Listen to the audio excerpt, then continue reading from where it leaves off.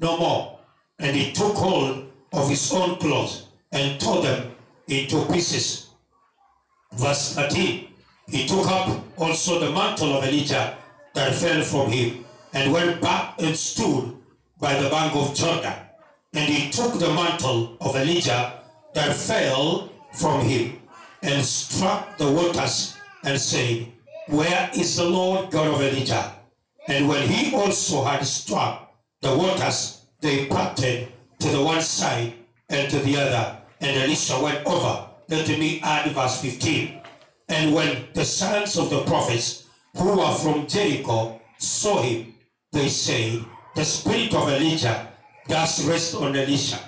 And they came to meet him and bowed themselves to the ground before him. Praise the Lord. Hallelujah. You remember, for the last 2 or 3 weeks, I have been speaking about the Holy Spirit. Amen. How you need the Holy Spirit in your life. And last week I spoke about the power and authority of a Christian. The power and authority of a Christian. And I told you, you need to know your power and authority that God has given you in Christ Jesus. Amen. Lazima ujue mamlaka na uweza Mungu amekupa juu ya mapepo na magonjwa katika Kristo kama Mkristo. Amen. You need to understand your power. Amen. And I told you last week ya kwamba we have power than all the demons put together. The Bible says, Yesu ametupa uweza. Luke chapter number 10 verse 19 says, Behold, I've given you power to tread upon serpents and scorpions and all the power of the enemy. And nothing by any means shall hurt you. Amen. So the Bible says God has given us power and authority over all the powers of the enemy. Praise the Lord. And the Bible says Jesus has given us power over all the powers of darkness and over diseases and sicknesses. Praise the Lord. So as a Christian, you need to know your power and authority. Praise the Lord. Especially in these last days. Amen. Lazima ujue mamlaka na uwezo ulio nao. Maana kama haujui wewe ni nani, utakimbizwa na kila upepo. Utakimbizwa na vitu ndogo ndogo. Utakuwa kama yule Biblia inasema kwamba na watenda maovu wanakimbia bila kukimbizwa. Lakini maandiko yanasema kwamba wanaomjua Mungu ni wajasiri kama simba wenye haki. The righteous are bold like a lion. Praise the Lord. They are bold like what? Lions. Hawakimbiagi na hawatorokagi. Wenye haki ni wajasiri kama simba, maana wanajua mamlaka na uwezo walio nao. Praise the Lord. You know, kama nina bunduki na nina kiraoni ya Kenya, hakuna mwizi nitamtoroka. Because I know the authority and the power I have in the government of Kenya. Kwa hivyo hakuna mwizi anaweza kunitisha. Na maandiko yanasema kwamba na sisi wa Kristo tumepewa uweza na mamlaka. Kwa hivyo hatutoroki mapepo na hatutoroki magonjwa. Na ndio sababu ninasema hatutatoroka corona iwe iwaje, hata kama inaua watu. We are not going to run away because we know our power and authority in Christ Jesus. Na kama unajijua, you don't run away. Praise the Lord. When you know the power and authority that you possess in the name that is above every name, in the name of Jesus, you cannot run away from the devil as a coward. Because you know your power. You know your authority. And the problem we have in the church now is that Christians do not know their power and their authority over the devil and diseases and sicknesses. That is why they run away to hide from everything that threatens them. Praise the Lord. So we need to understand our power and authority. And that was last week. Praise the Lord. Ilikuwa ni wiki jana nilizungumzia ya kwamba tunahitaji kujua mamlaka na uwezo tulio nao, na hatutatishika na chochote. Ukishajijua wewe ni nani, praise the Lord, hallelujah. Maandiko yanasema kwamba sisi ni wana wa ufalme, na tukiwa wafalme hawatishikaki. You need to understand that. Wafalme si watu wa kutishwa. Praise the Lord. Wafalme si waoga, maana ndio wanatawala. Na maandiko yanasema na Yesu ametufanya makuhani na wafalme kwa Mungu wetu. So we never run away from anything because we are kings. Praise the Lord. Kings never run away because kings are the sovereign. They are rulers. And the Bible says we are rulers as Christians. We are not cowards. We are on the position of ruling with Christ. Praise the Lord. Na kama tunatawala na Kristo, hatutaogopa chochote. Mungu akupe hiyo ufunuo ya last week. Amen. Mungu akupe ufunuo ya kwamba wewe ni nani. Who are you? May God give you the revelation. Hautatishika na vitu dogo dogo. Because you know, I know the revelation of who I am. Praise the Lord. Ninajua mimi ni nani katika Kristo. Praise the Lord. Ujumbe wangu wa siku ya leo, my topic today is to get the anointing. Kupata mafuta. To get the anointing. Praise the Lord. Na unajua nilikueleza kwamba the anointing represents the Holy Spirit. Amen. Bwana asifiwe sana. Mafuta, ukisikia mafuta ni Roho Mtakatifu tu. Maana jina moja ya Roho Mtakatifu ni nini? Mafuta. Praise the Lord.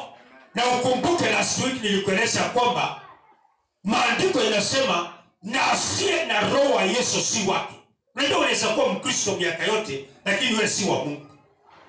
Kukuja kanisani, amen, kuwa memba ya kanisa, kubatizwa na kanisa, na hauna roho ya Yesu Kristo, wewe si wa Mungu. Amen. Maana kanisa inaweza kukubatiza, the church can baptize you, the church can receive you into the church. But let me tell you something. If you don't have the Holy Spirit of Jesus, you are none of His.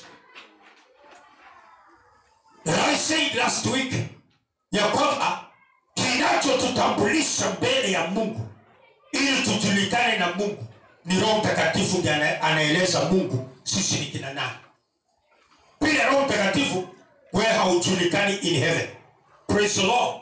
So you need the Holy Spirit in your life. Hallelujah. Unahitaji Roho Mtakatifu ndani ya maisha yako. Amen. Tunaelewana? So the anointing, how to get the anointing in your life. How do you get the anointing? Praise the Lord. Unapata hiyo upako namna gani? Tunatazama Elijah. Let me give you a story of Elijah and Elisha. Amen. Biblia inasema kwamba Elisha was the servant of Elijah. Amen. Elisha was the servant of Elijah. And the Bible says it came a time that God wanted to take Elijah to heaven. Because in the Bible, we have three people. Is it 3 or 2 now? Yes, 2. Praise the Lord. That were taken to heaven bila kuona kifo. Number 1 is who?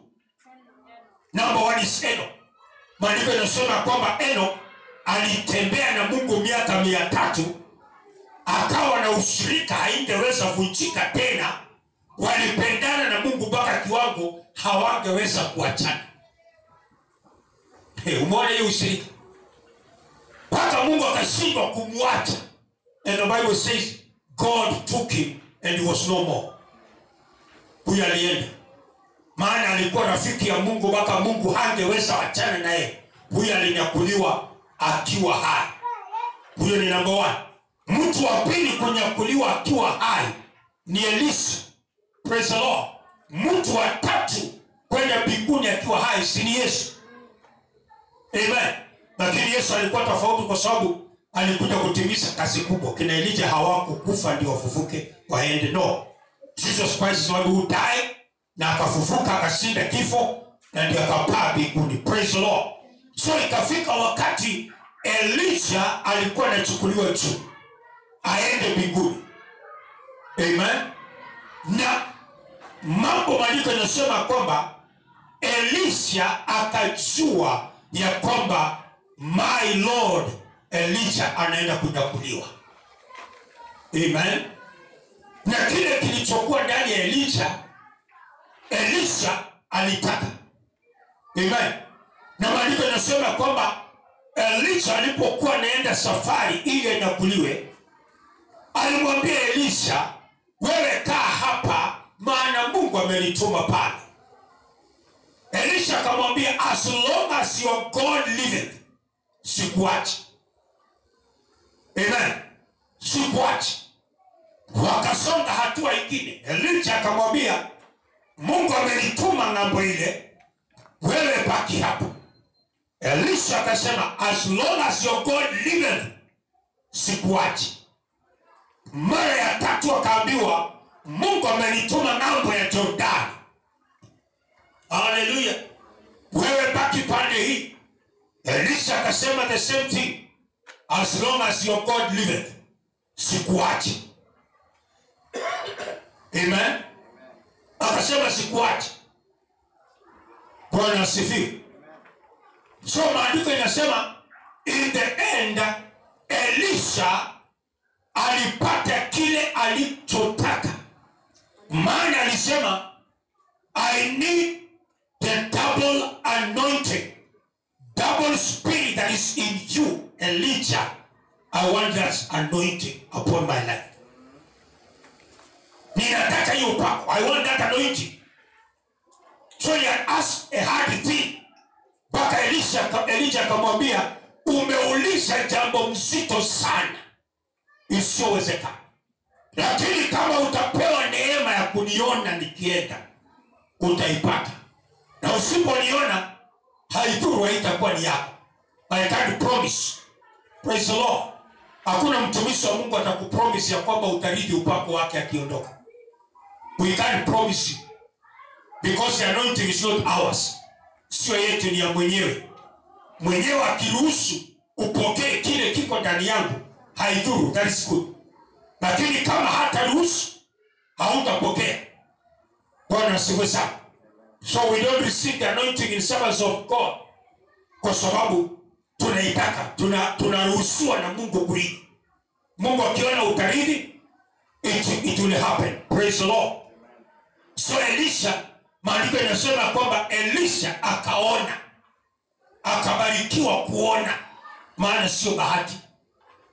Ikishapangwa na Mungu haikuwa bahati. Mkristo atembeani na bahati. Kama wewe unatembeana na bahati, wewe utaokoka. Sisi hatutembeani na bahati, tunatembeana na mpangilio zilizopangwa. Amen. Hata bahali tuko sasa ni mpangilio. We are here because it was planned. Hata wewe kuwa hapa ni kwa sababu ilipangwa, si bahati. Au kujikuta hapa bahati. Bwana asifiwe sana. Au kujikuta bahati. Kila kitu kimepangwa. And that is why we are here today. Each one of us si bahati. Amen. Bwana asifiwe. So Elisha akapokea na ikaonekana na watu wote. Every person saw. Amen. Upako haifichi. Let me tell you. Upako ikishaingia ndani ya mtu haifichi. Roho Mtakatifu, when the Holy Spirit is upon you, you cannot hide. Kwa hivyo wacha kujifanya ninajua Roho Mtakatifu na haionekani. Vitu vya Mungu zinaonekanaga, ikikukujia inaonekanaga, haifichi. Amen. Wakati mimi nilijazwa Roho Mtakatifu, hakuna mtu hakujua. Ilijulikana mpaka kanisa. Ilijulikana mpaka reverend mpaka akanifukuza kanisani. Kwa nini siku hizo zote wakati haionekana hakunifukuza? Kwa nini alinifukuza wakati imeonekana? Amen. Bwana asifiwe. Hallelujah. So vitu vya Mungu vinaonekana. Na maandiko yanasema kwamba wana wa manabii, amen, wa Yeriko waliona upako imekalia Elisha. The Bible says they saw. Kwa sababu gani? Upako ikikuingia inafanyaga kazi. Upako alipopokea, alipochukua kitambaa, ile mantle, ile shuka ya Elijah, na akapiga maji akasema, where is the God of Elijah? Maji ikapasuka, bahari ikawa dry. Kwa nini ikawa dry? The anointing upon his life. Na hiyo upako ndio inavunjaga magonjwa, hiyo upako ndio inavunja nira, hiyo upako ndio inavunja corona hii. Bila upako weza corona. Inahitaji mafuta. Praise the Lord. Tunahitaji the anointing upon our lives. And that is why the Bible says in the book of Isaiah, chapter number 10, verse 27. The Bible says, because of the anointing, the yokes and the burden of the devil shall be broken upon your life. Because of the anointing. Haijasema kwa sababu ya kuokoka. Haijasema kwa sababu ya kujiunga na kanisa. Maandiko yanasema, because of the anointing, the yoke and the burden and the devil worship in your life and the works of the devil shall be broken upon your life because of the anointing.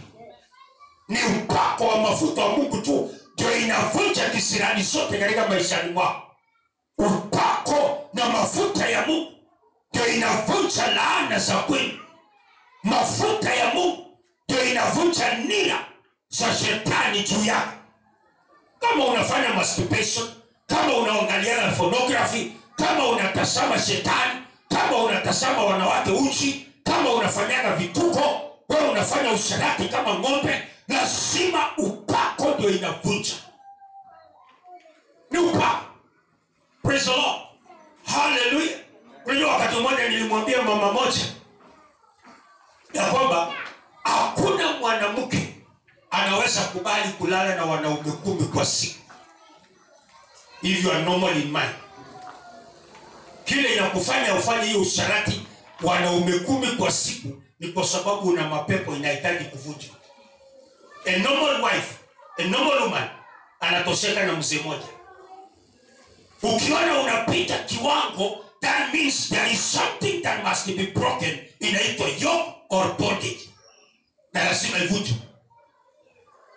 Au yanasani wana. Praise the Lord. Na maandiko yanasema kwamba kwa mafuta nira zinavunjwa. Na ni nira na mzigo ni vitu huwezi kujitoa. Hata mimi wakati nilikuwa nimeokoka, singeweza kujizuia usharati. Nilipenda kusunguka sana. Lakini wakati nilijazwa Roho Mtakatifu na nikapata mafuta, hiyo nira ikavunjika na nikawa free. Huwezi kuwa free kwa nira za shetani za kwenu. Mama yako akiwa malaya, lazima utakuwa malaya. Let me tell you something. Anything that is in your family can follow you. Na ndio Mungu akasema, mafuta yangu ndio inavunjaga nira. And how do you get the anointing? Ili nira siweze kuvunjika, you need to get the anointing. Elisha alipopata anointing, nira katika maisha za watu zikavunjika. Hallelujah. Praise the Lord. Maana anointing ndio inaletaga suluhisho katika maisha ya binadamu. Kile haiwezekani kwa binadamu, kwa anointing inawezekana. Do you understand? Praise the Lord. The anointing ndio inatupa iwezekani. It is only the anointing that gives us things to be possible to a Christian. Things are not possible to a Christian because you are a Christian. No, things are possible to you because of the anointing. And without anointing, you are just useless. Kama hauna mafuta, hata upigane na shetani kiwango gani wezi. Na hakuna masomo inaondoaga shetani. Unaonaga watu wanasoma mpaka university, graduates, na bado wanafanya mila. Praise the Lord. Hallelujah. Kanisa tuko pamoja? Are we together? Amen. Ndio sababu niliwaeleza siku moja, hata uende university haivunjagi usharati. Ni mpaka urudi kwa upako. Amen. Hata usome kiwango gani usema I want to be a doctor, utakuwa doctor msharati. Unahitaji mafuta ya Mungu ikusaidie. Bwana asifiwe sana. Hakuna kitu mbaya uwe msomi na bado haujatawala maisha yako. Bwana asifiwe sana. Hallelujah. Praise the Lord. So we need the anointing. We need to get the anointing. Unahitaji kuget the anointing ili maisha yako iwe na baraka na ushindi wa Mungu. You need to get the anointing. And how do you get the anointing? Praise the Lord. Point number 1. How to get the anointing. Kama unaweza andika. Andika pahali. Hii masomo yote baba yako alikulipia pesa mpaka form 4 mpaka university. Haujui hata kuandika kitu. Amen. Na tumelipa pesa mingi sana. Yaani hata mpaka hauna daftari. Hii ni aibu sana. Kukula pesa baba, mpaka pesa baba akakosa suruali ya ndani ya kulipia school fees. Na haujui kutumia masomo. Si mbaya wapendwa. Mimi naambiaga watu ni mbaya sana. Unajua naambiaga baba yangu alinisomesha niende shule. Siku moja tukaenda kuoga kwa mto na yeye. Niligundua suruali ya ndani ni long, aliyekata ndio iwe inawe. Ili nisome. Halafu leo mimi nikosa kutumia Kiingereza na nililipiwa. Si ni mashetani imeniingia. Pesa baba ilienda mingi mpaka akakata long iwe inawe. Halafu leo nikose kutumia my English. Praise the Lord. Hebu sika jirani yako mwambie tumia your English you paid for. Your father paid very expensively. Amen. Hallelujah. How to get the anointing. Amen. Hallelujah. How to get the anointing. Have a great desire for the anointing. Number 1, have a great desire for the anointing upon your life. Have what? A great desire. Yani kuwa na shauku ama tamaa isiyoshiba mpaka upate upako. Isiyotosheka mpaka uguse mafuta ya Mungu. Mafuta ya Mungu haikujaji kwa sababu sisi tumejiunga na kanisa. No. Inatafutwa kwa bidii. Vitu vya Mungu wapendwa, vitu vya Mungu si ya bwerere. Vitu vya Mungu tafutwa kwa bidii. Na ndio Mungu akasema, na walio na bidii kunitafuta ndio wataniona peke yao. Those who seek me diligently shall see me. You will never see God bila tamaa ndani yako ya kutaka kuona. Mafuta ya Mungu haipatikani. The anointing of God you cannot get without a great desire. When you see Elisha, he had a great desire. Elisha had a great desire for the anointing. And that is why he said, as the Lord your God liveth, I am not leaving you. Siwachani na wewe. Kama Mungu wako yu hai, sikuachi Elijah. Maana kilicho ndani yako is what I need. He had a great desire. Na maandiko yanasema, na kwa kweli akapata. It is through great desire that we receive the things of God. the things of heaven cannot be read by wishing. You cannot receive them by being lazy na kusema kama Mungu anataka atanijaza. Haikai namna hiyo. Inatafutwa kwa bidii. Hata hii safari ya kwenda heaven inatafutwa kwa bidii. Hii safari si ya wazembe. Hii safari ya mafuta si ya waoga na wazembe ya dunia hii. Hii upako inatafutwa kwa bidii. Hallelujah.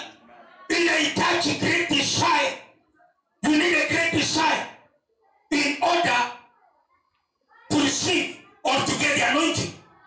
Elisha akafuatilia. Elisha followed and said, as the Lord your God liveth, I am not leaving you. He had a great desire. Na hakutosheka. The Bible says, and the sons of the prophets, they stood aside and they told Elisha, do you know today your master is going to be taken to heaven? And Elisha said, shut up. I know. That is why I'm pursuing. And the sons of Elisha, the sons of the prophet, they had no desire. Wana wa manabii walio kwenye shule ya Biblia, walio kwenye shule ya manabii hawakutamani upako. Umewahi kujua kwamba kuna watu wako kwenye Bible school ni wana wa manabii lakini hawatamani upako wa Mungu? Ni wahubiri, wanahubiri Mungu lakini hawana mafuta.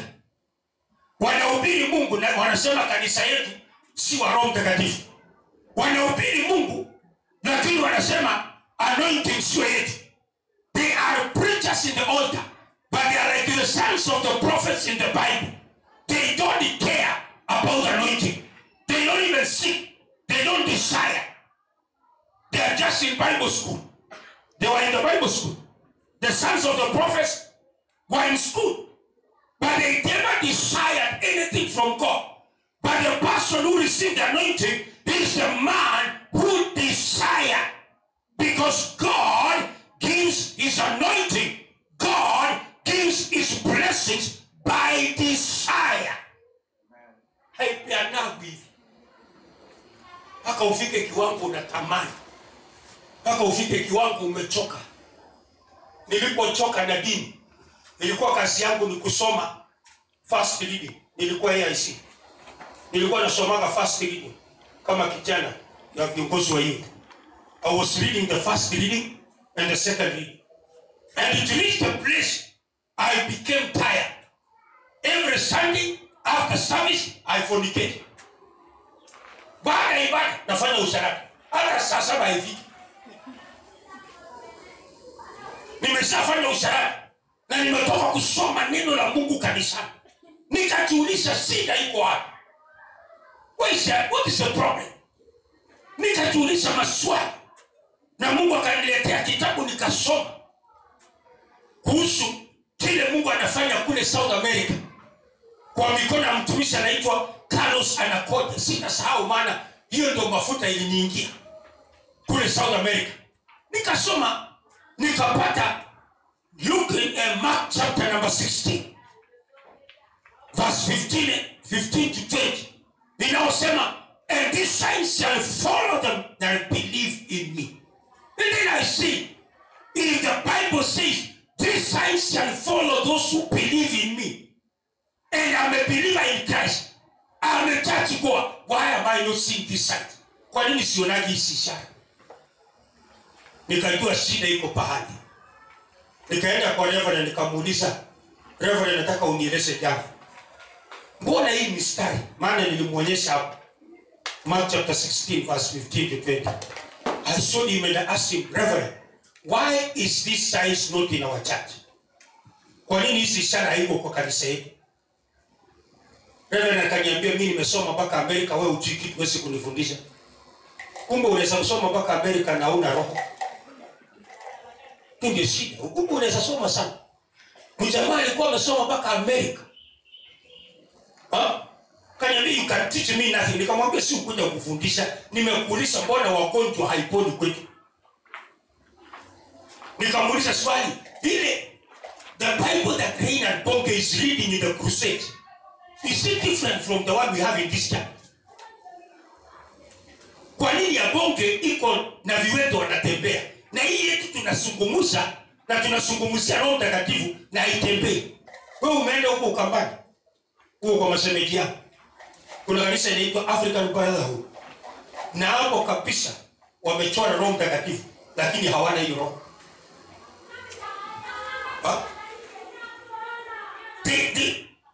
Wamechora kabisa roho mbeba modeo lakini hawana. Praise the Lord. Inakuwa kama ile mkebe ilikuwa blue band na tumemaliza blue band lakini nje bado inasema blue band. So makanisa mingi ni kama mkebe ya blue band, nje imeandikwa blue band lakini mafuta hakuna, ni mkebe tu. So makanisa mingi na wahubiri wengi ni blue band. Outside they are men of God, but inside there is no anointing of God in them. They are men of God, but the anointing is not in them. Praise the Lord. So what do we need? The Bible says we need to get the anointing and the desire. Praise the Lord. The desire drove Elisha until he received. The other ones, the sons of the prophet, who had no desire to receive the anointing, they received nothing. Hawakupokea kitu. Na ilikuwa ni kikundi ngapi? How many groups of the sons of the apostles, the prophets? 3. 150 of them walitoseka na kuwa shule, walitoseka kuwa wahubiri, walitoseka kuwa Bible school. Ingine hawakutaka. Bwana asifiwe sana. Hallelujah. And let me tell you something here. Hii upako wa Mungu haipatikani kwa sababu baba yako alikuwa mhubiri. Upako wa Mungu atuliviani. Kila mtu anajitafutia. Si watoto wangu wako hapa. Uweze kutumia yangu. Lazima utafute yako. Haipeanako kama ingekuwa ni kitu ya kupeana ningekuwa nimepatia Samuel kitambo. Hii kitu haipeanwa. Ni mtu kuamuka mwenyewe na kutafuta upako wake. Kwa hivyo wale wa manabii walifikiri kwa sababu baba zao ni manabii watajazwa roho na watahubiri hivyo. Ni kitu mbaya sana kujua baba yako ni mhubiri alafu ukae hivyo unafikiri mambo itakuwa mazuri. Hapana, haiwezi kuwa. Ni wewe ndio utaanguka. Maana baba yako anaweza kuwa ameshinda mashetani lakini wewe hujashinda, itakuandama wewe. Lazima uinuke mwenyewe na ujitafutie baraka zako.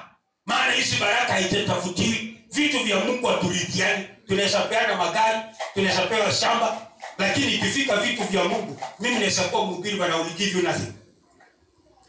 Unless you rise up and seek it for yourself. Praise the Lord. Hallelujah. So these things of God is gotten by desire. Listen to what Jesus Christ said in Mark chapter number 11. Can we read? Mark chapter number 11. Verse 24. Mark 11 verse 24. It says, Mark chapter number 11 verse 24. Therefore I say unto you, whatever things you desire, when you pray, believe that you will receive them and you shall have them. Amen. Whatever things you desire. So even in prayer, you will never receive your blessings until you desire. Hakuna kitu unapata kwa Mungu ati kwa sababu Mungu anajua una njaa, ni mpaka utamani hiyo kitu ipatikane. Mungu anasaidia shetani amekukalia, lakini Mungu hawezi kusaidia mpaka utamani hiyo shetani itoke. Mpaka uwe na hisia. Mpaka uwe na tamaa ya kwamba hii kitu lazima itoke. Amen. Praise the Lord. Unajua mimi ni mhubiri na nimebarikiwa kuwa na watoto wangu kanisani. Huwa mimi siwavitagi vitu. Wakati nilikuwa sijaokoka kwa hiyo kanisa yetu, mwalimu yetu ya kwaya alikuwa Mr. Kabiro. Mr. Kabiro. Mwalimu wa primary. Anajua kufundisha kwaya mpaka watu wanaenda province mpaka wanaenda national. Lakini alitoka ba Jumapili ndiye anakuja kutufundisha kwaya na ametoka direct kwa ba, lala kwa ba. Msababio. Na sisi wale tulikuwa kwaya. Mimi kwanza nilikuwa na msichana kwa kwaya. Tukimaanisha tunakutana forest. Baada ya ibada. Na ndio sababu ilipofika pahali nikasema go. Unajua mimi ninakupenda. Lakini huwezi kunikomboa unless I have a desire to be delivered. God cannot deliver you from what you know is a problem until you have a desire to come out. Kujua hii ni shida na hauna tamaa utoke. Huwezi fanywa chochote na Mungu. Ni lazima ufike pahali useme I'm tired with this situation. I desire to come out. Na tamani nitoke. Na tamani. Ndio uweze kutoka. You can never come out from a problem unless you reach a place where you desire totally to come out. Bwana sasa. Amen. Amen. Kuna watu nimewahi kufika kuwaombea. Mungu akaniambia wachana na hawa usiwaombee. Nilipouliza Mungu nini, Mungu akaniambia hawana tamaa ya kutoka, watarudi pale pale. So don't waste your time. Kuna watu unawaombea na kwa sababu hawana tamaa. Mjamaa mmoja mtumishi wa Mungu aliombea viwete. Viwete wote wakasimama. Just imagine. Viwete wote wakasimama wakatembea. Mmoja akabaki. Alipoulizwa kwa nini haukuamka? Ndio alisema. Akasema sitaki kutoka hapa maana serikali wananilipa pesa ya kiwete. Kwa hivyo kuna watu hamutaki kuachana na wanaume za kando, hamutaki kuachana na mashugamani kwa sababu wanawalipia vitu. Kwa hivyo hata nikikuombea ni bure because you don't have the desire. Wakati nilitamani kuachana na ile msichana na usharati tulikuwa tunafanya kanisani, wakati nilitamani kutoka, Mungu akamove. Na Mungu akanisaidia na akanijaza roho. Kuanzia siku hiyo sikuwahi kukuza usharati tena mpaka nilipooa huyu mama. Kwa sababu gani? Nilitamani, I desire. So there are so many people, they know they are sinning, they know they are doing bad, they know they have a demon, but they don't have a desire to come out. So as a preacher, if you pray for them, you are wasting time. Because they love it. Kuna watu wanapenda kuota ndoto za kukufa. Usiku wanapenda kuota sana. Ukimwambia toka dada simu usini anasema nasikiaga tamu sana. Kuna wengine wanapenda kuota ndoto ya kufanya usharati na wanaume usiku. Anasikiaga tamu usiku tu akilala na wanaume mapepo. Ukiambia toka anasema mimi sitaki kutoka maana ni tamu. Hii lazima utamani to come out. Praise the Lord. So even the anointing of God, it must be desired. Praise the Lord. Hallelujah. Amen. Tuko pamoja. Jesus Christ in chapter 2 of John verse 17 says the seal of the house of God has consumed me. The seal. Yani tamaa ya nyumba ya Mungu imeniconsume. The seal. Shauku ya nyumba ya Mungu imeniconsume like a fire. Lazima your desire must reach a place that consumes you, where you cannot rest until you get what you desire, where you cannot rest until you come out, where you reach a place where you don't keep quiet anymore. Mama anapoenda kujifungua huwa na masaki mpaka mtoto atoke. Ni kweli? Bwana asifiwe. The things of God wapendwa is received by desire. Praise the Lord. Psalms 41. Let us read Psalms 41 very quickly. Zaburi 41 sita 41 ama 42 42 Psalms 42. Amen. As the heart panteth after the water brooks, so panteth my soul after you, O God. Nasikia kama vile ayala. Amen. Ayala ana desire maji, moyo wangu inakudesire my God.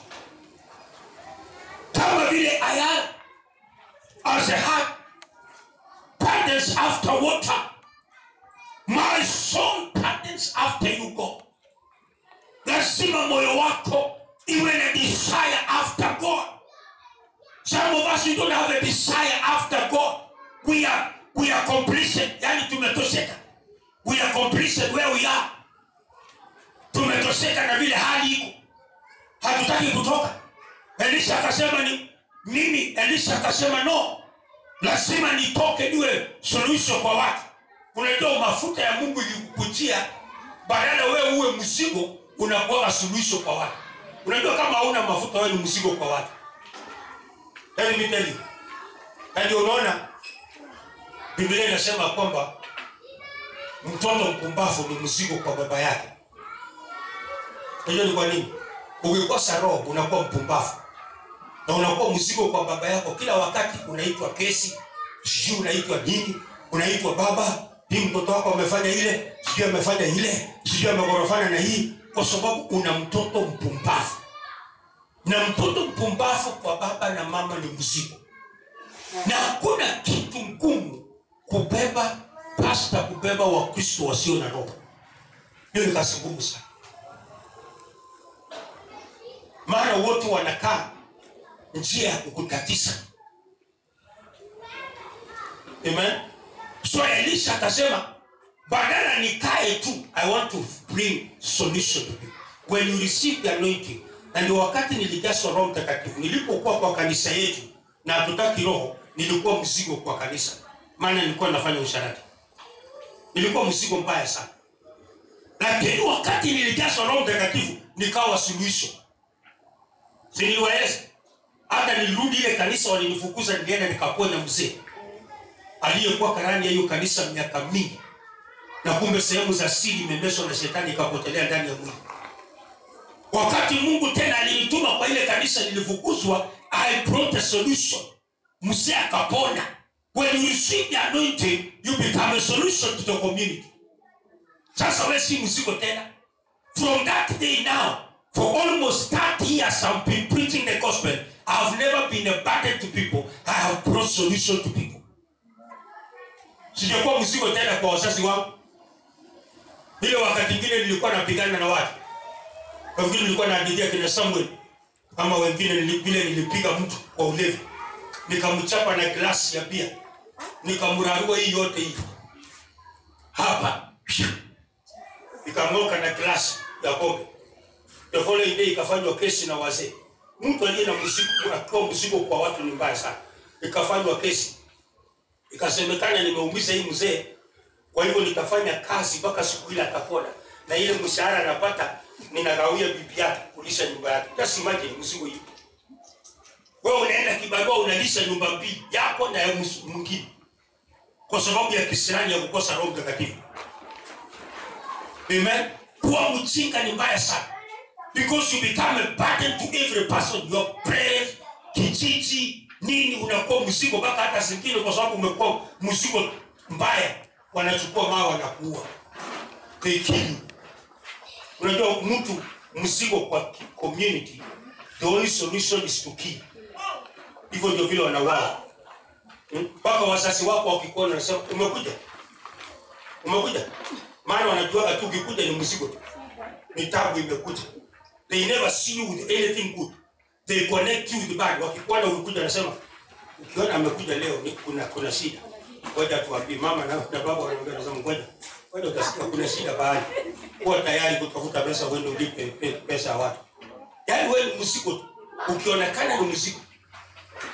Lakini wakati nilijazwa mafuta wapendwa, kuna vitu ilivunjika and I never became a burden to people anymore. I became a blessing. May God make you a blessing by the anointing. May God make you a blessing through the anointing. When Elisha received the anointing, he became a blessing to Jericho. Maji ikapona. Wamama wakapata watoto. Wakafufuliwa waliokufa. Anointing makes you to become a blessing. Si mzigo. Mshirika asiye na upako ni mzigo kwa pastor. Ni mzigo. Amen. Bwana asifiwe. Hebu angalia jirani yako, mwambie naona kama wewe ni mzigo kwa wazazi wako sana. Baba msasi alani. Usiku anakuna kitu anasema. Sijui. Anasema. Unajua kuna wazazi watoto wao wakitoka kwa nyumba wanaomba the whole day. Maana unajua hii mtoto ni mzigo tu. Lakini may God make you a blessing. Paka wazazi wako wakikaa kwa ndani nyumba wanasema we know our child is okay because we trust him. Ni mzuri kwa sababu tunajua na upako, ana mafuta. Praise the Lord. Atakaye mlinda. Amen. So, in verse 2, verse chapter 42, Psalm. Verse 2 says, my soul thirsts for God, for the living God. When shall I come and appear before God? Show a desire to appear before God. A desire. Na ndio sababu corona ilipokuja nikaambia Mungu, ile tamaa ya kukua kwa nyumba yako sitaruhusu corona ininyang'anye. I will never. The Son of God says, that desire to appear before God, sitanyang'anywa na chochote. That desire to appear in the house of God. That desire ya utamani kwenda nyumba ya Mungu tu. Hata kama corona imefunga makanisa, wewe unakuja tu unafungua kanisa na kusema Mungu asante nimefuta hewa ya nyumba yako. Hiyo tu peke yake inatosha Mungu akubariki. Maana umekuwa na shauku. You have a desire of God in your life. The things of God were paid. The blessings of God are pursued by deep desire in you. Asema uwe na deep desire. Usijiachie na useme mambo itakuwa sawa tu. No. Mungu anabariki walio na deep desire. Walio na tamaa haiwezi kushibishwa na kitu kingine, ni Mungu tu. Ni Mungu akuje. Ninaposikia wimbo hapa mlikuwa mnaimba usema Mungu kuja, Mungu kuja. Hiyo ndio vile Mungu. Ukiwa na tamaa, ni Mungu peke yake ndiye atakushibisha. Hakuna binadamu atakutosheleza. Tumeshajaribu. Amen. Tumeshajaribu dunia hii. Bwana asifiwe. Tumeshajaribu. Hii dunia haiwezi kushibisha wewe. Tumejaribu. Hallelujah. Tumejaribu. Lakini dunia haiwezi kukushibisha. It is only God. You need to have a desire in your heart for God. Akasema to appear in your house, to appear. When shall I appear before God? Ni wangapi wanajiulizaga, wapendwa, itafika lini Jumapili at least nionekane kwa nyumba yangu? Ama saa zingine unaulizaga unasema Mungu usimsaidie Uhuru tena afunge. Maana wewe umechoka kukuja kwa nyumba ya Mungu. Ndio kuna wengine saa hizi wanaomba hivyo. Wanasema Uhuru, na ndio unasikia Uhuru akifunga tukilalamika wanasema nyinyi ni wajinga. Kuna mwingine aliniandikia akaniambia wewe ni mjinga sana. Wewe unataka kuua watu. You want to kill those Christians. Those few Christians na masadaka zao. Nikamwambia ndugu, siku moja utajua Mungu yuko. You will know. Amen. Wanafikiria ya kwamba ni sadaka tunatafuta. We have a greater desire than sadaka. Kukuja nyumba ya Mungu hapa sio pesa imenileta. Hakuna mshahara mimi napata. It's because I love my God that brings me here. Ni kitu gani nakuleta? Mimi kupenda Mungu ndio inanileta. The desire to appear before him ndio inanileta. Hata nikiwa kwa nyumba sitaki saa ipite. I don't want. Because the Bible says, when shall I appear before my God? Nina shauku ya kuapia tu. Nionekane Mungu ameniona niko kwa register. Ya kwamba ninamtamani. Praise the Lord. Hallelujah. Amen. Tuko pamoja. How many are with me? Praise the Lord. The desire. Praise the Lord.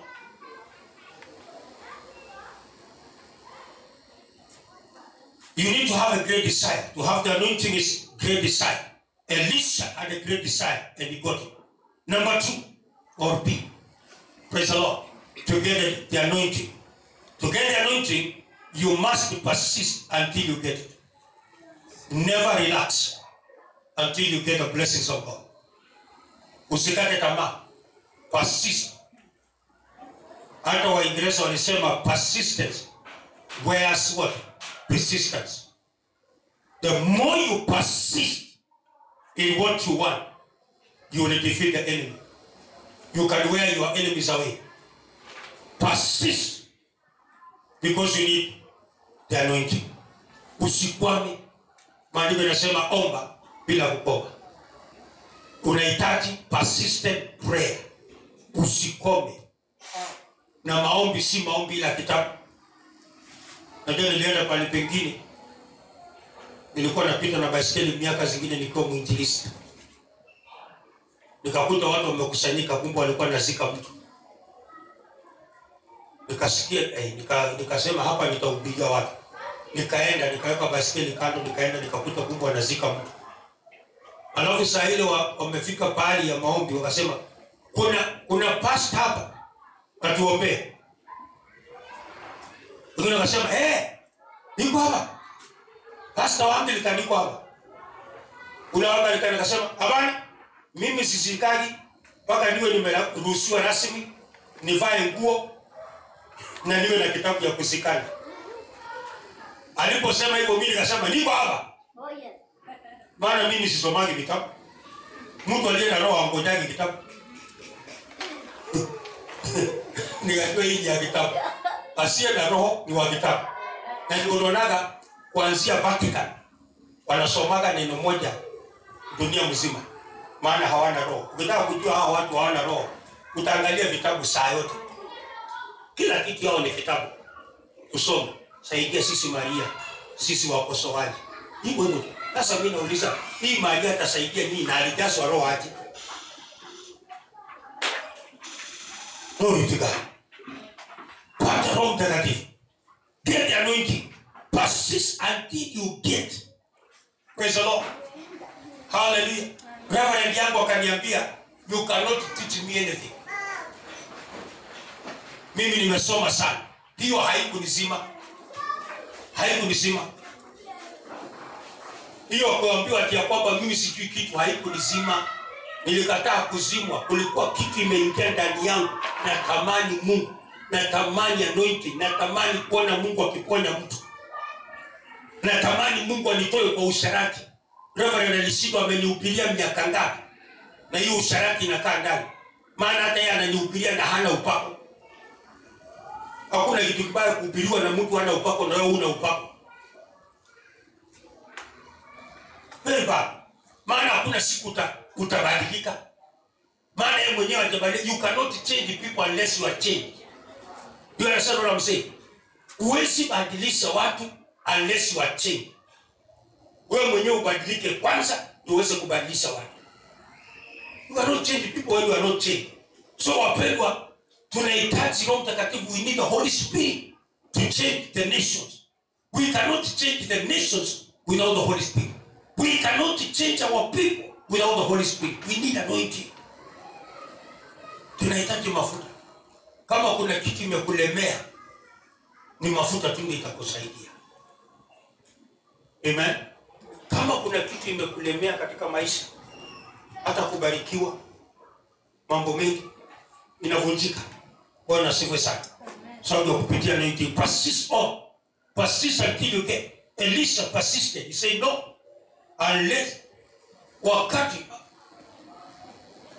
your God is living, I will not leave you. He persisted until he got it. Amen.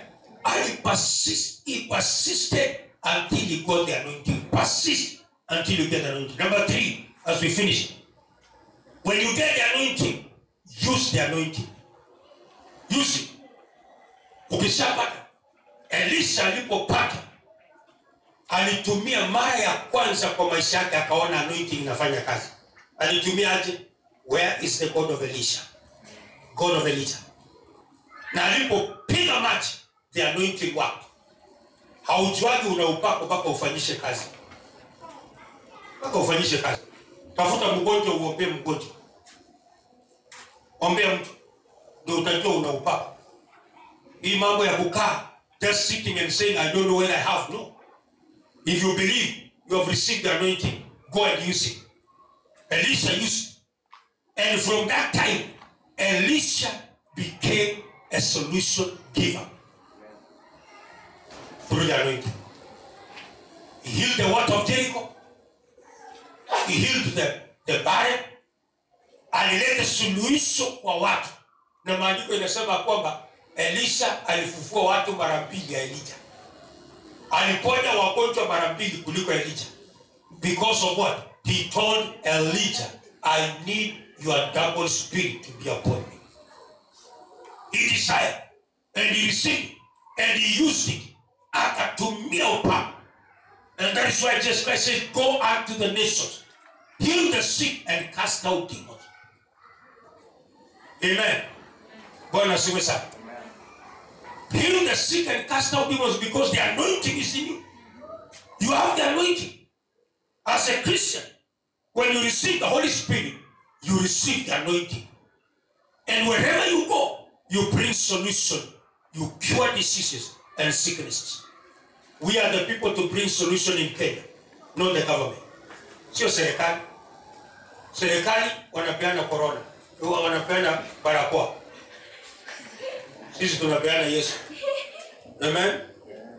Bwana asifiwe sana. Ya, ni kama wanapeana corona kwa sababu wanaamini sana. Juzi niliambia wapendwa Mutai Kagwe akitangaza ameona pesa mbele. Juzi alitangaza because they love. They say by June we shall be 1 million people sitting in Kenya. Tukasema no. Because there are some people when they speak they give out diseases. Wakiongea ni kama wanapeana magonjwa. Tukasema no, hatutafika 1 million. Na hatujafika 170. Yeah. Kwa sababu tulikataa. Walikuwa wanasema by June mtakuwa 1 million and over. But we say no. Because we have the anointing, we can use the anointing to say no to whatever they say. Amen. We cancel by the anointing. Sisi tuna mafuta. Wakisema magonjwa itakuja tunasema no in Jesus name. Because we can use the anointing to cancel what the devil is doing in Kenya. We can use the anointing to cancel what the minister of health is saying in Kenya. And we can live. It's through the anointing. Because the anointing is not in the government. The anointing is in us as the servants of God. We are the solution givers. And I will not allow the devil to put me down. Because I'm the carrier of the anointing. I'm the solution giver, not a problem to people. I want to be a solution giver. I don't want to be a burden. How many of you says I want to be a solution giver? Glory to God. I don't want to be a burden to people. Kila wakati mimi ndio mzigo nabebewa. Shida ni mimi ndio nabebewa. Kila kitu nabebewa na watu. No. Kuna upako inaweza vunja mpaka uwe baraka kwa watu. Ukiongea unaponya maisha ya watu. Amen. Ndio kuna wanaume 3 walienda kuombolesha na mtu anaitwa Job. Badala wamsaidie kwa solution they became a burden mpaka Mungu akakasirika. Unajua sasa zingine unaweza kwenda kumsaidia mtu na badala ya kwenda kumsaidia apone unaenda kusema hata hii ugonjwa ilikuwa mama yangu. Naona tu. Hii ugonjwa. Watu wabona. Sasa wewe badala kwa solution giver unaenda kuua. Unajua ukienda kwa mgonjwa na useme ni ugonjwa. Ni ugonjwa. Hata ikifika pale na vikaka. Mama yangu alikoteka mpaka kahara kwa kitanda. Sasa huyo mtamaa kusikia kwisha yeye finish. You are not a solution giver. Wewe unaenda kuua. Badala wewe useme na Yesu anaponyaga na uwekelee mkono na ukemee. Ukitoka pale anasema kama mtumishi wa Mungu ameomba mimi naona anapona. Umetoa suluhisho lakini unamwambia hata wana haraka mpaka anajaza kitanda. Sasa atahara hiyo usiku. Nakumba angehara. Lakini wewe ndio ulienda kuongeza kile. Kuna watu hawatakikani waingie nyumba yako. Maana wanakuja wanakuvunja moyo kwisha. Because they are burdened to everywhere they go, they become a burden. But Elisha, when he received the anointing, he became a solution. He never became a burden. Alipoingia nyumba kuna utasa, nyumba ikaondoka utasa. Alipoingia pale hakuna maji, maji ikapona. Pale kuna aliyekufa, mtu alifufuka. Pale aliingia, akawa kama Yesu. Kila pale aliingia, hata mazishi, kitabu ya mazishi, vyama ya mazishi ikakosa kazi. Vyama ya madhiko ikakosa kazi. Amen. Bwana asifiwe sana. Hallelujah. Amen. Unajua juzi ndugu mmoja akaniambia mali. Kaniambia hivi vyama ya mazishi mimi nimekataa kwetu. Sasa mama yetu alipokufa walitupatia tu ya chakula. Sasa faida yake ni nini? Nikamwambia faida yake ni kuua nyinyi. Maana mkishachangia mpaka itoshe mtu akufe kwenu mtakufa. Hiyo ndio faida yake. Ya kuua nyinyi. Hakuna faida nyingine. Maana mnachangia mpaka itoshe sanduku ya mtu. Ikifika 50,000 mtu lazima atakufa. Si imetosha kununua sanduku. Na hata wenyewe wanakuambia kisike ukiwa hai. So hiyo ndio faida yake.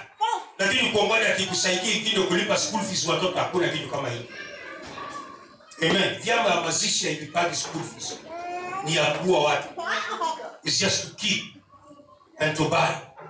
Na ndio sababu hawaamini uponyaji. Hebu enda pale wamekusanyika wale wazee wa madhiko na useme kwa jina la Yesu nimekuja kufufua. Utaona wasema bebe. Kuna mtu anapopoka maana wanapenda kuua na kushika. Hawaamini kufufuka. Lakini Biblia inasema Yesu akasema teni na mafuta na mkafufue waliokufa. Amen. Bwana asifiwe sana. Na mimi naona hautakufa tutakusifufua. Amen. Maandiko yanasema kwamba kile tutakataa duniani itakataliwa mbinguni. Kwa hivyo tunaweza kataa usikufe. Na kwa hii kanisa nimekataa watu kukufa indista. Amen. Kabisa mimi nimekataa. Hatutakubali. Bwana asifiwe sana. Unajua nilienda kanisa lingine la AIC wako na washirika zaidi ya 3,000. Na Reverend akaniambia hakuna wiki atufanyagi mazishi kwa kanisa. Almost every week tuko na mtu. Tunahangaika. Na nikamwambia fundisha watu wako kutoka kwa vyama mazishi. Hiyo ndio suluhisho tu.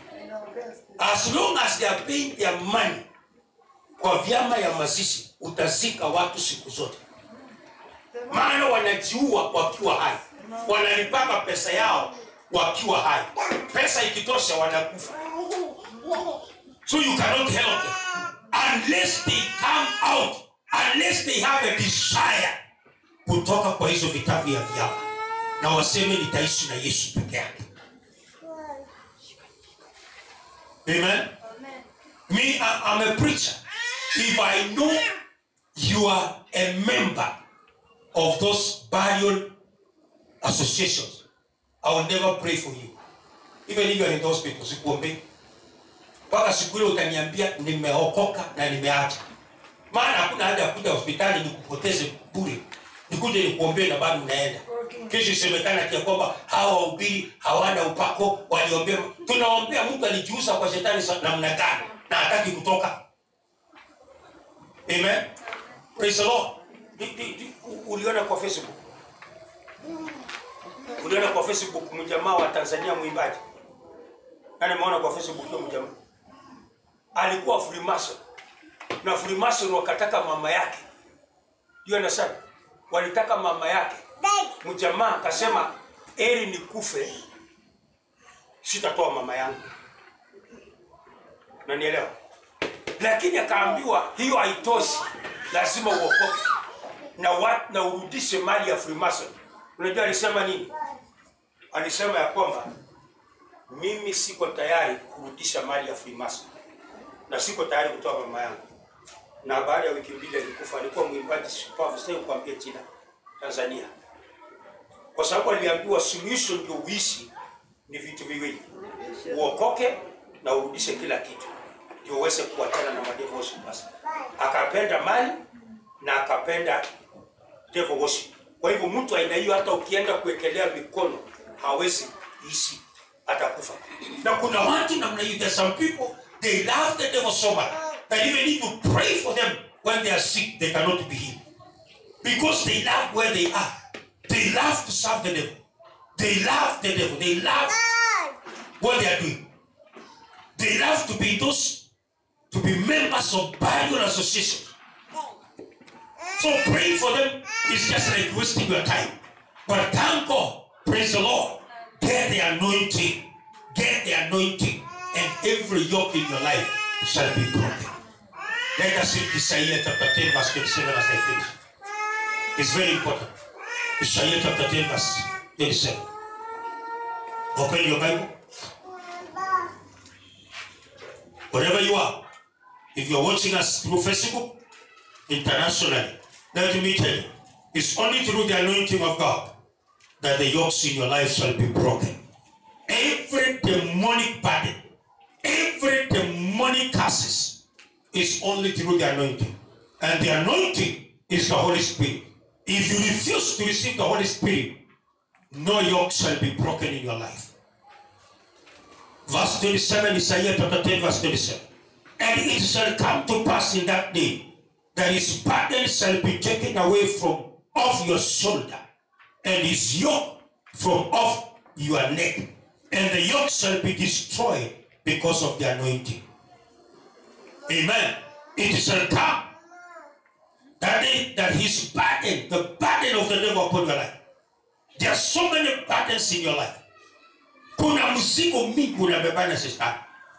Mzigo. Unajua kuna vitu vingine ni mzigo kubebana nazo. Mzigo sana. Praise the Lord. Mzigo kubebana wanaume. Yesu iliona pale pandiwa kahawa.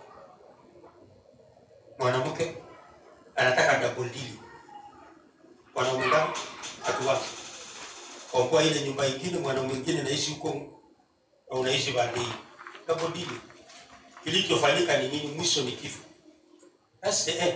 Burden, mzigo. Unajiwekea mzigo huwezi beba. In the end, it takes your life.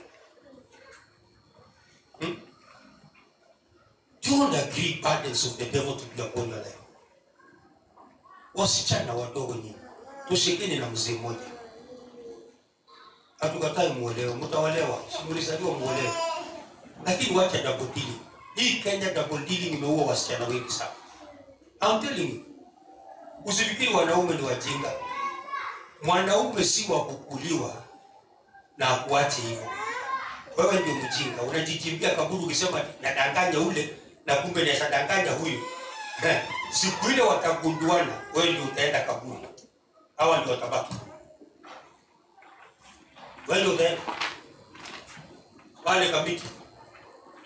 Mjamari sasa akaweka bibi yake kwa sababu ya double deal.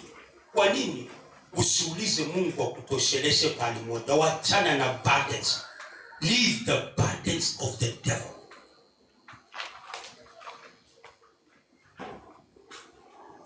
wengi wamekumfia university. Young children, they are dying in the university because of double dealing. Anashika huyu, anashika huyu. Nilienda Moi University maana nimehubiri huko sana. Unakuta msichana yako hapa, msichana yako hapa nyumbani ni msichana yako. Akiwa Moi University ni bibi ya mtu university. Wanaishi one hostel. Hakuna msichana anatoa kuwa na mume. Sasa unashangaa hapa nyumbani msichana ajiolewa, akiwa university wanakuwa happy with that boy. They are living in the same house, they are paying the same house. You are child. Unakuwa mzigo kwa baba.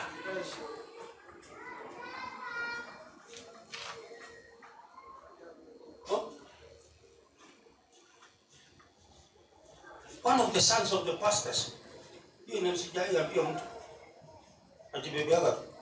of the sons of the pastors, ameenda university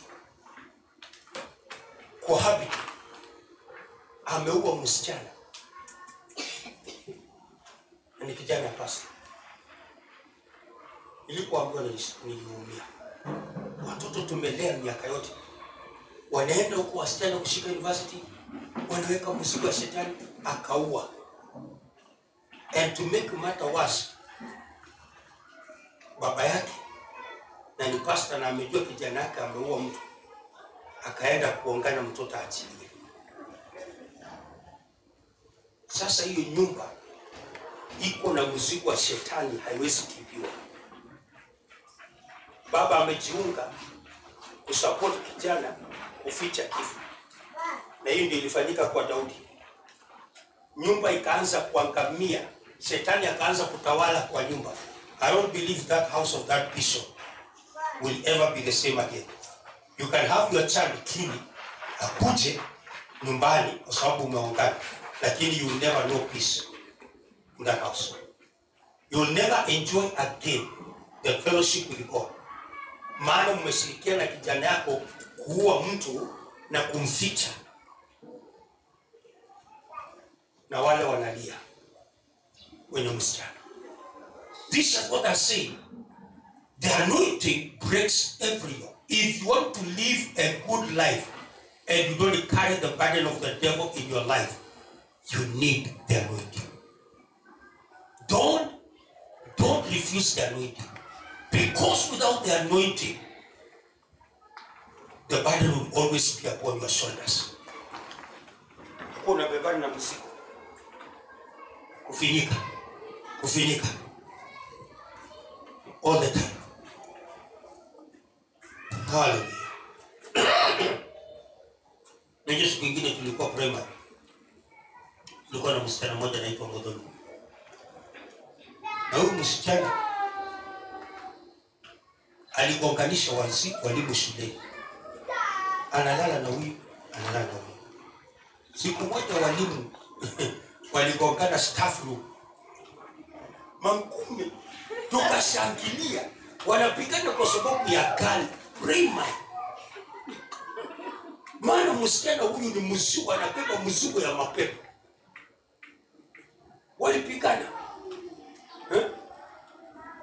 Tena ikaingia mpaka kwa madam. Kumbe huyu madam ni rafiki ya huyu mwalimu mwingine.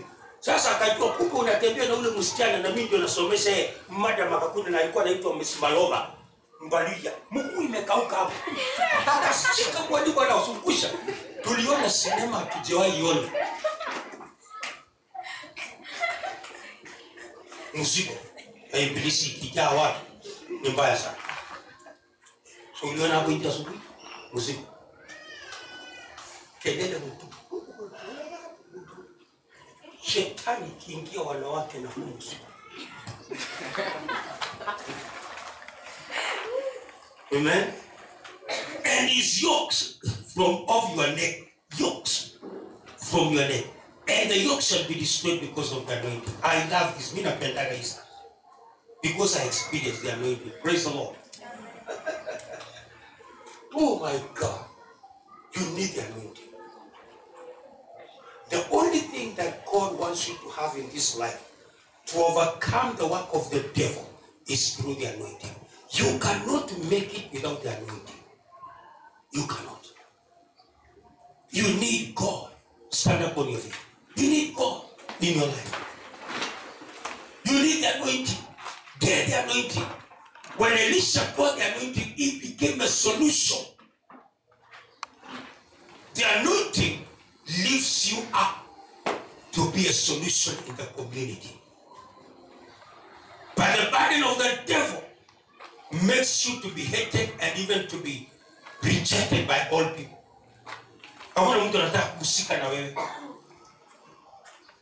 There's some people do not want even to be connected with you because of the yokes that you are carrying of the devil. Hawataki kuhusika na wewe. Wakikuona wanahepa. Maana wanajua kwamba huyu mtu akiingia hapa analeta shida. Akiwa rafiki yako utaingia shida. Kuna marafiki ukitembea nao mtaani utakula risasi. Sio tu kwamba wewe ni mwizi. Lakini kwa sababu umetembea na walio na mzigo wa shetani, problems will happen. Praise the Lord. Na ndio maandiko yanasema kwamba usidanganyike. Amen. Evil company destroys what? Good morals. Yaani ukitembea na waovu watakuharibia tabia. Bwana asifiwe. Watafanya nini? Watakuharibia tabia. Lakini ukitembea na walio na mafuta, maisha yako inatamanika kila pahali. Wherever you go, hata watu wanasema lala. Amen. Yesu akasema kila pahali mtaenda mlale hapo. Kwa sababu watu wa Mungu wanasakaribisha walale. Lakini nani atakaribisha mwizi? Nani atakaribisha mtu mbaya? Haiwezekani. But when you are carrying the anointing, kila mtu atataka ulale kwake. Maana unaleta baraka. Kila mtu anataka ubariki kwake. Kila mtu anataka useme kitu. Because you are a carrier of a blessing. You are carrying the anointing that blesses people. Kila mtu akikuona atakukaribisha kwa nyumba yao. Kwa sababu unaleta mafuta. You are bringing the anointing. Hallelujah. Bwana asifiwe. Hebu inua tu mikono yako mwambie Mungu, nisaidie na mafuta yako. Just desire the anointing. You need to desire. Don't just pray. Desire from the heart. Do not just talk to God. Just don't say I want anointing. Just desire from the deep of your heart. Usitosheke na chochote mpaka upate anointing. Do not be satisfied with anything less than the anointing in your life. Desire the anointing with all your heart. Desire. Be thirsty for God. Be thirsty for revival in you. Be thirsty for a good life. Be thirsty the yokes to be broken and the burdens of the devil to be destroyed upon your life. Be thirsty in your life. Desire. Have a great deep desire. The Bible says whatever things you pray, you desire, whatever things you desire in prayer, you shall have them. Desire them. Desire blessing. Desire breakthrough. Desire healing. Desire the Holy Spirit in your life. Desire Him. Desire the Holy Ghost. Desire the Spirit of God upon your life. Desire the anointing like Elisha. He desired. He said, as long as the Lord your God liveth, I will not leave you. Because of a desire, he persisted on. He did not stop on the way. He persisted until he got the anointing. Persist, desire, use the anointing in your life.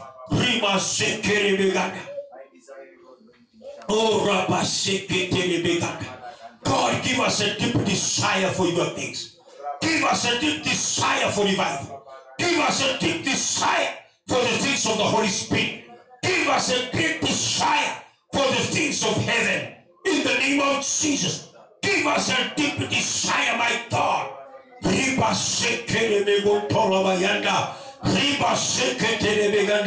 Touch us once more, Lord. Touch us with a desire. Touch us with a zeal for the house of God. Touch us once more. Touch our children. Touch our people. Touch the nation of Kenya. In the name of Jesus. That we may desire deeply in our hearts for the things of God. That that we may desire the things of God deeply in our hearts, that we may have a great desire that cannot be satisfied by anything. It's only your presence in us that can satisfy that desire. Yamasaka. Oh my God. Oh Jehovah. Touch us, O God. Touch your people. Touch us again. We need revival in the church, Lord. We need you to revive us again. We need the power of the Holy Ghost that brings the anointing that breaks yokes in our lives, in our people, that we may become a solution giver in our communities, oh God. In Torobosai, we refuse to be a burden to people. We refuse to be a burden to our parents, oh God. We refuse to be foolish people. We want the anointing that will give us wisdom how to live in this world.